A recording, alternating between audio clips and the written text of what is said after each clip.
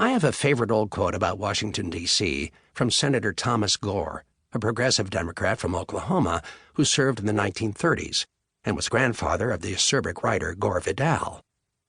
With its architectural grandeur, Senator Gore said, "Our capital would someday make wonderful ruins."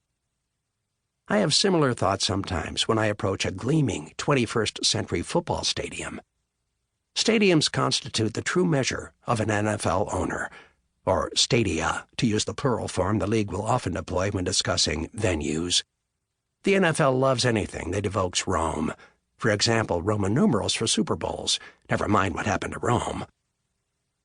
The vast buildings rise like monuments to a market legitimized as sufficiently big league to deserve an NFL franchise.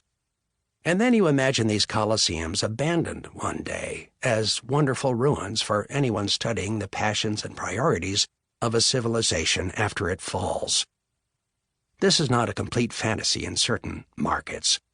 The Houston Astrodome, billed as the eighth wonder of the world when it opened in 1965, now sits forsaken in the shadow of the Houston Texans' lustrous NRG Stadium.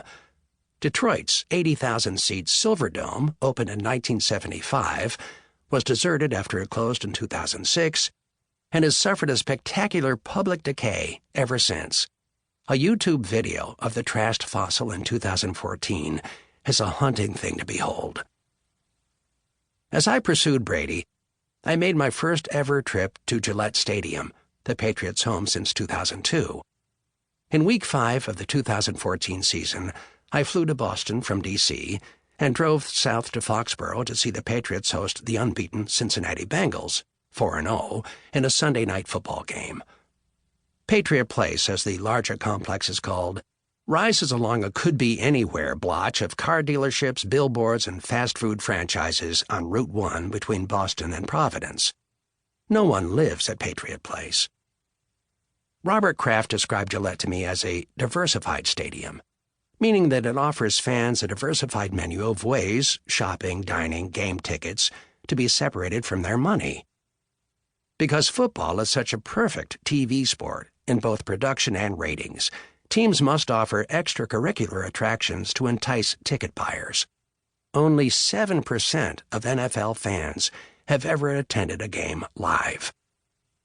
People outside New England who experience Foxborough as a recurring set of the NFL TV studio might believe the town is a quaint village of greens, Revolutionary War monuments, and assorted ye-olde tropes.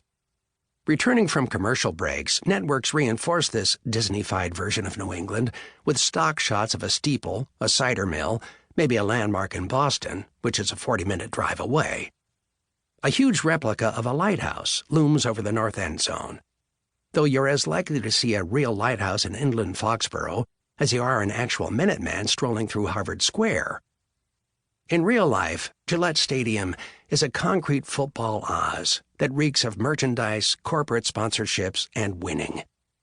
Fans of the team have witnessed an astounding run of 15 consecutive 10-win seasons by the Patriots. The stadium has sold out every game since Kraft bought the team in 1994, including pre- and post-season games. I'd still much rather watch on TV. I arrived a few days before the game and paid a visit to Guerrero in his TB12 lair at Patriots Place. Guerrero, who was 49 at the time, is a practicing Mormon of Argentine descent with a master's degree in Chinese medicine from a college in Los Angeles that is no longer in business. His philosophy is built on 3 components, he told me. We work on staying physically fit, emotionally stable, and spiritually sound. Guerrero shared with me a mantra that he and Brady invoke a lot. Where your concentration goes, your energy flows, and that's what grows. Brady is always telling his teammates to see Guerrero. It can be a tricky part to play with teammates. The Patriots have their own training, conditioning, and medical program. When I asked Guerrero if the conventional philosophies that govern training and treatment in the NFL ever clash with what he is doing, he said, "Most of the time." I later put the same question to the Patriots owner, Robert Kraft. "It doesn't come without its challenges," Kraft replied. "It's not a straight line."